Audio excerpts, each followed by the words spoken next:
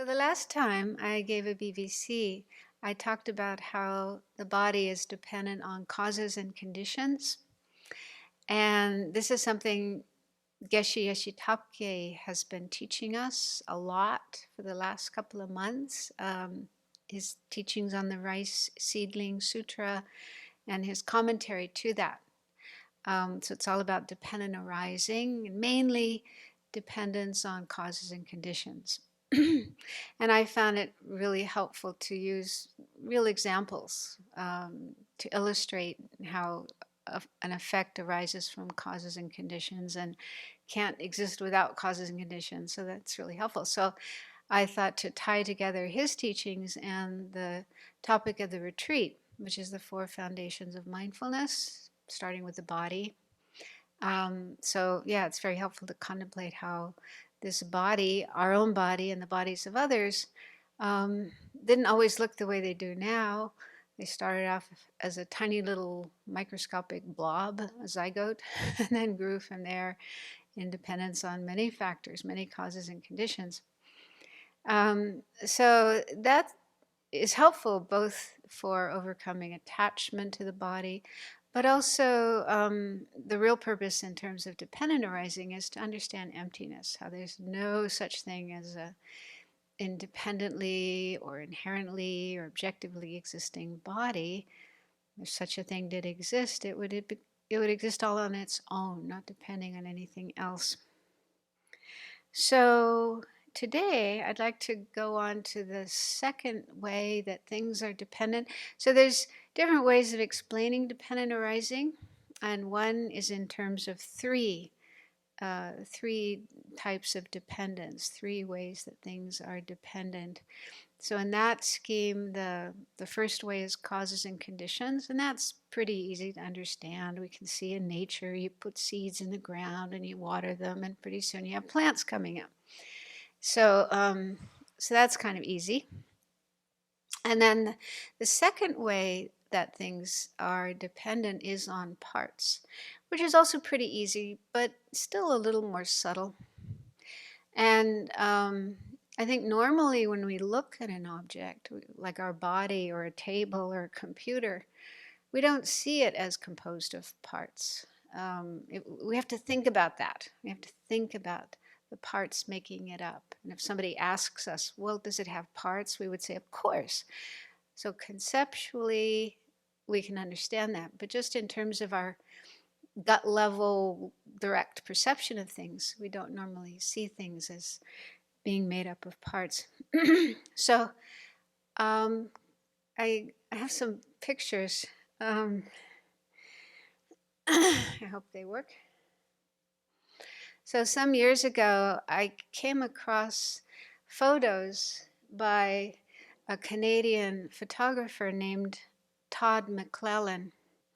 And he likes to take things apart and then put all the parts on the ground in nice, orderly fashion and photograph them.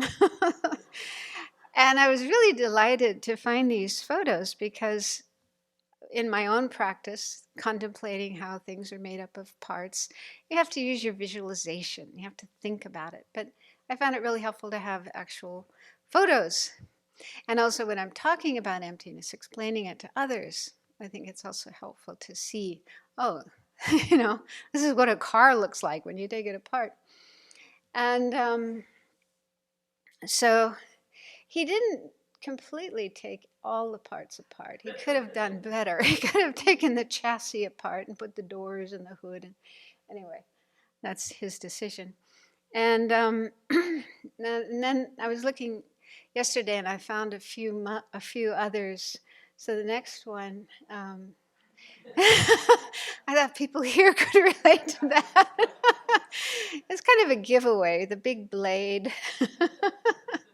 So probably when you're using a chainsaw to cut down a tree or to cut up a log for firewood, you don't really think of it as made of many parts. You think of it as one solid thing in your hands. And you probably need to think that way. You probably don't want to think that it's going to fall apart while you're in the middle of doing that. And then another one. Can you guess what that is? toaster. So I thought that was interesting. I didn't think a toaster had so many different parts. I thought it was a pretty simple little mechanism.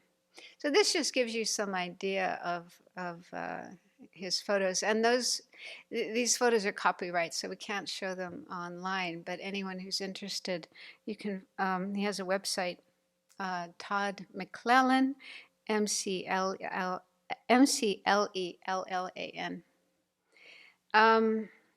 But I didn't find one of a body,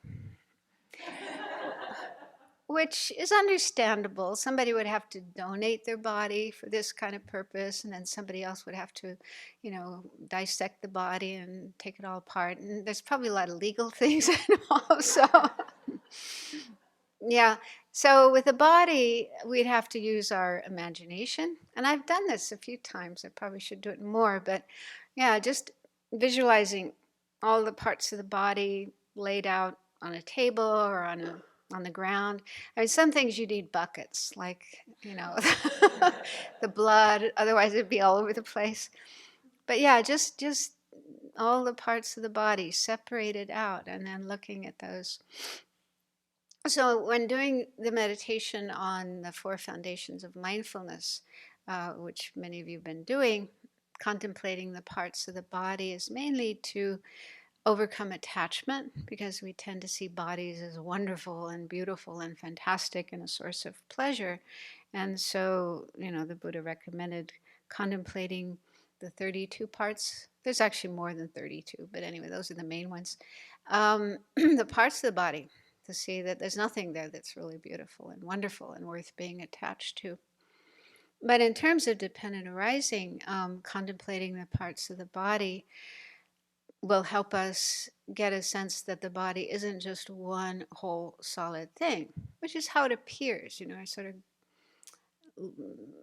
perception of things, the way things appear to us. It does seem as if it's partless, one whole solid thing.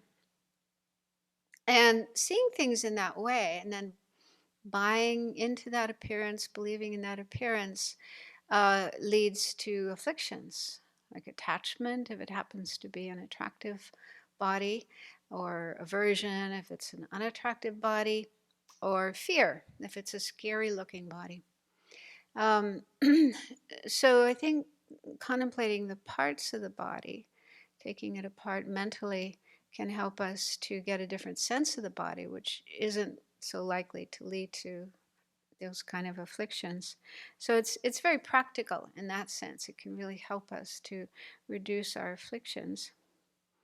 But the real purpose in terms of dependent arising is to understand that a body doesn't exist inherently, independently, the way it appears. So we need to get a sense of that. We need to check our perceptions of things, the way things appear to us, and try to recognize how they do appear that way. They do appear as if they were standalone, self-powered, able to set themselves up, not depending on other things for their existence. So get a sense of that, and then think about these ways that it actually does depend, like on causes and conditions, and then on parts. So one way we can think in terms of parts is, if we take all the parts away, then there's nothing left. No more body, no more car, no more chainsaw, no more toaster. So that makes it very clear that it can't exist independently of the parts. And not only is it necessary to have to have all the parts for the object to exist, but they have to be put together in the right way. It's like in these pictures, you have all the parts there, but those objects can't function. That toaster isn't going to toast your bread, and that car isn't going to take you to Newport. So it's not enough just to have parts, but the parts need to be assembled properly. I mean, this is kind of obvious in a way, and yet it's not something we normally think about.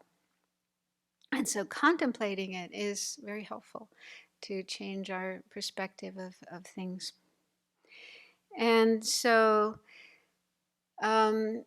dependent on parts is true for all impermanent phenomena, all phenomena that are conditioned, that arise from causes and conditions. So that's easy to understand with material things, physical things like bodies and cars and so on. The mind, the consciousness, is also a impermanent phenomena, and it's also dependent on parts. It's more difficult to understand that because we can't see the mind, we can't take it apart like we can with these. One way of understanding that is that the mind is a stream. It's not just one single thing sitting there inside of us, always the same, but it's a stream that's made up of individual mental experiences. So each moment, and within a moment, you can divide a moment into many parts. And so each fraction of a moment, there are new thoughts or feelings or perceptions or memories or whatever different mental states arising, and they last just a very short moment and then they pass. And the next one arises and passes, and the next one arises and passes. So those are the parts of the mind, these individual experiences arising and passing moment by moment by moment by moment by moment. So without those parts, if those parts were not there, then there would be no mind. I also like to think about mind in terms of different parts of the mind, like when studying low rig, mind and awareness, we learn about main minds and mental factors. So each moment of mind can also be dissected into components. We can't really see this. I can't anyway, but that's what they say in the teachings. And I guess when you get really super fine concentration, you can notice this in your mind. So each moment of mind consists of a main mind, a primary mind, and then a number of mental factors, all in one sort of package. So those are also parts of the mind, and they can't exist without each other. You can't have just a main mind without mental factors, and you can't have mental factors without a main mind. So they all have to be together. And then this dependence on parts is also true for permanent phenomena, which are again more difficult to understand. They're not things we can see, perceive with our senses. We can only know permanent phenomena with our conceptual mind, so they're more abstract. So one example of a permanent phenomena is uncompounded space or unconditioned space, which is explained as just the lack of obstructive contact. So actually space is all around us. This room is full of space, and even the places where our bodies are and the tables and chairs and so forth, there's also space. So space isn't just like empty space like over here, but also where our bodies are. There has to be space there for our bodies to take up space. If there were no space there, like if this room was completely chock-a-block full of Foswell blocks and pieces of wood like we have out there would be no place for our bodies to be. So there has to be space to put objects like bodies and Foswell bricks and pieces of wood and so on. So that's how we can understand space. So how does space have parts? So the way they explain that is the individual spaces where our bodies are, like the space where my body is one piece of space. The space where Venerable Jigme's body is another piece of space. Yeah. So there's individual spaces that we can know conceptually. We can also talk about the space in the dining room and the space in the library and the space in the Kuan Yin room. So there are different spaces.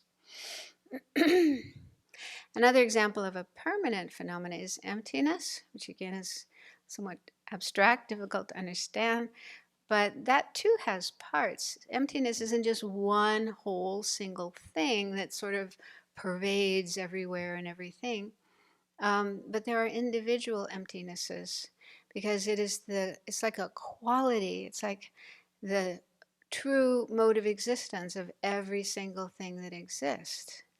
And so each thing that exists has emptiness as its true nature that can be discovered if we use reasoning and get a realization of emptiness.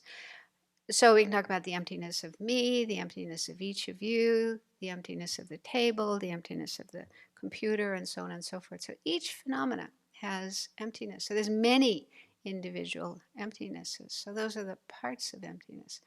If they weren't there, if all those individual emptinesses were not there, then there would be no emptiness.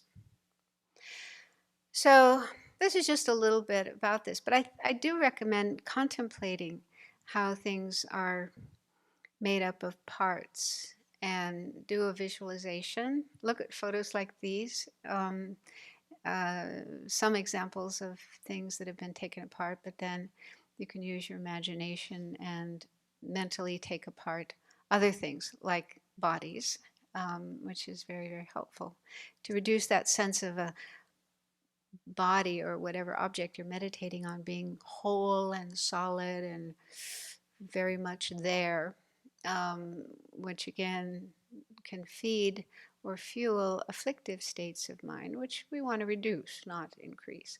So it's a very helpful way of, in a practical sense, in our everyday life, of reducing our afflictions. And then it's also a step towards understanding emptiness, the true nature of all things, which is so important for us to be free of suffering and reach enlightenment and help everybody else reach enlightenment as well. Thank you.